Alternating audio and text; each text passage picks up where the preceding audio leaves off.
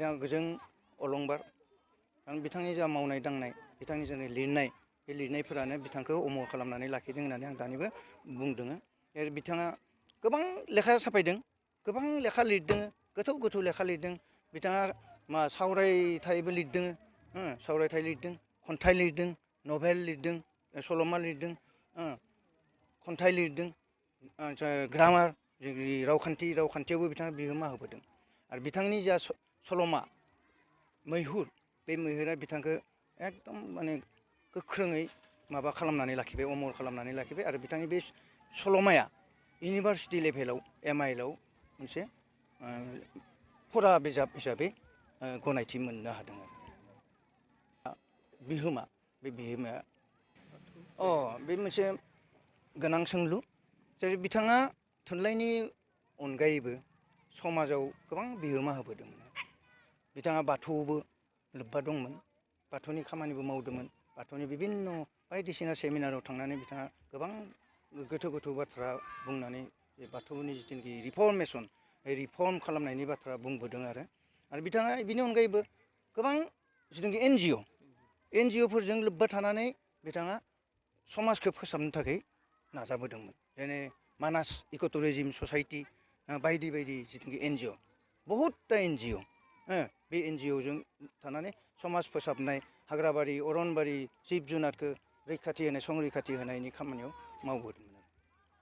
बिथाङा धरनीधर औवारिनि गोसोखांथि महरै नोंथांमोना बा बर' थुनलाइ आफादा बिथांनि मुङाव मा लाखिना दोननो सानदों बिथांखौथ' जों दा सालबारि जिल्ला बर' थुनलाइ आफादनि फालनिफ्राय जों बिथांनो मोनसे बिमुं होनानै दोनदों बिथांखौ अमर जाथों ओरै होननानै बिमुं होदों जोङो जे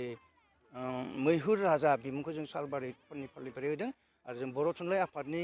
सेराव जों आर'जलाइ होदों जोंनि जा बिमुं होनाय बिथांखौ अमर खालामनो थाखाय बे बिमुं होनायखौ गनायथि होनानै बिथांखौ जों अमर खालामना लाखिनायाव मदद खालामनांगौ होननानै जोङो माबा खालामदों आर'ज गाबदों बेनोथ' मोजां बाथ्रा जे गोदान लिरगिरिफोरा बिथांनि जिखिनि आदर्श बिथांनि जिखिनि फिल'सफि बिथांनि जिखिनि लिरनायनि स्टाइल बिथांनि जिखिनि सानस्रि बेखौ गोसोआव जेब्लाबो लाखिनानै बिथांनि बायदि जाहाथे गोग्गो खामानि गोदो लिटारेरि जिथुनाखि वर्क्स बेखौ मावनो हायो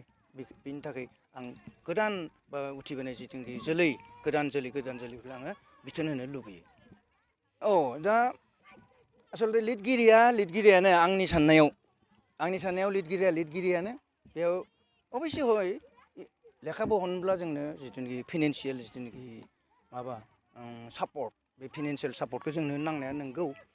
जों मा मावनानै गावनि थाखा फैसा रां रुफा पकेटनिफ्राय खरसा खालामनानै लेखा बहनो गतिके बे लेखाफोरखौ जुदि जों फरायग्रानि आंखालाव थफ्ला जुनानै आथालाव दोननो गोनां जायोब्ला बे एसे दुखुनांथाव बाथ्रा बायदि जायो आरो बेखायनो आं बुंनो लुबैयो जोंनि उथिबोनाय समाजा जोलैफोरा जाय लिरगिरिफोरा लेखा साफायो बा लेखा बहनो बे लेखा बहनफोरखौ अनसायनांगौ बायनांगौ फरायनांगौ आरो जोंनि समाजखौ जोंनि रावखौ जोंनि थुनलाइखौ जौगाहोनांगौ नोंथाङा जोंथ' दानिनो आंबो बुंखांबाय बिथाङा गोबां बान्थानिनो बिगोमा जाबोदों जों हदाय जेब्लाबो जोङो जों लुबैयो बिथाङाथ' साहित्य सभानि जिथुनाखि समेस्वरि बान्था बे बान्थाखौबो मोनबोदों आरो गोबां बान्थाबो दङ साहित्यिक पेन्सन मोनदों BTC गभर्नमेन्टनिफ्राय मोनदों इंखं पाब्लिकेसननिफ्राय मेन अफ द इयार बान्थाखौ मोनबोनो हादों आरो साहित्यिक पेन्सन मोननायानो बिथांनि गभर्नमेन्ट सिकिउरिटि नङा होमबा गतिके बेखौ जों हदाय हास्थायो आरो बिथाङा थांना थानो मोनबा आरो गोबां बान्थानि गोबां माननि गोबां सन्माननि बिगोमा जानो हागौमोन होननानै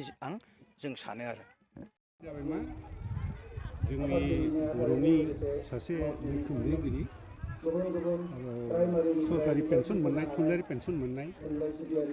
आरो जोंनि बर' रायथाइ जुथुमनि मोनसे समनि मोनसे आफादगिरि बिथां धरनीधर औवारिनि बे मोनसे मा होनो जोंनि सिबिथाय मोनसे माबामोन जायखौ होनो मोनसे श्रद्धा मोनसे जनायनाय मोनसे जथुममोन बियो बिथाङा थांनाय आगष्ट दाननि 20 आगष्टआव थैदोंमोन रुंसारि जादोंमोन दिनै बेवहाय बर' साहित्य सभा आरो बायदिसिना थुनलाइयारि गौथुम आरो बिनि बिथांखौ मोजां मोनग्रा रायजो राजाफ्रा बिथांखौ दिनै बेवहाय सिबिथाय जासिनानै बे जथुमखौ बे खुंदोंमोन बे मेहेरगोनां आरो बेवहाय जोंनि बर'नि गासैबो थुनलाइगिरि गोबां एसे थुनलाइगिरि आरो बिजिगिरि बिथांमोना नुजाथिफैदों आरो बेखायनो बे जथुमा जोबोद मोनसे ओंथि गोनां मेहेरगोनां जादों आरो दिनैनि बे जथुमनि ओंथियानो जाबाय धरनीधर औवारिखौ सिबिनाय मानजासे जोबोद मोनसे थुलुंगाखांनाय जे मानसिया एसेल' सोरजिनो हागौ जे बिथां धरनीधर औवारिया गासै जों मिथिनायाव दासिमहालागै जों नुदों जे गोबां बिजाब लिराखैमोन नाथाय बिथाङा जि गांनैसो लिरदोंमोन जोबोद बेसेन गोसा लिरदों आरो बेखायनो जों बुंनो हागौ जे मानसिया लिरनायाव मोनसे मुंदांखा जानांगौब्ला बा बिहोमा होनांगौब्ला मोनसे थुनलाइखौ होनो नांगौब्ला गोबां लिरलायाबाबो जायो बिथाङा खम बिसांनि बिजाब लिरदोंमोन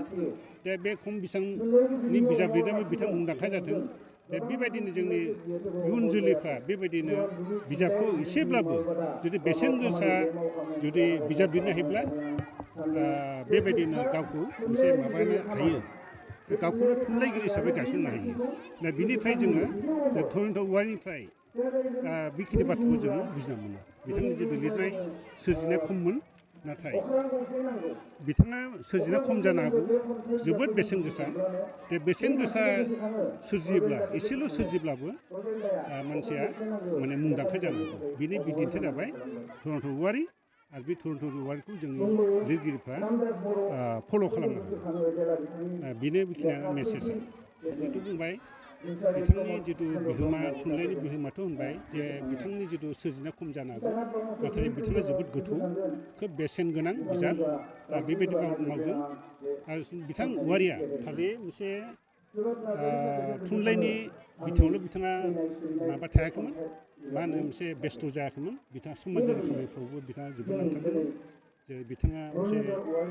धोरोमनि बिथिङावबो बिथाङा मोनसे दैदेनदोंमोन नेतृत्व होदोंमोन बर' हारिनि बाथौ गौथुमखौ मोनसे गोख्रों महर होदोंमोन बे बिथिङाव बिथाङा जोबोद माबादों आरो बेबायदिनो बिथाङा थुनलाइ सिबिनायनि अनगायैबो बिथाङा फरायसालि गायसननाय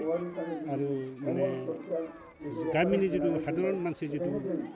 जाहाथे फरायनो सुबिदा होयो मोनो बेबायदि बिथाङा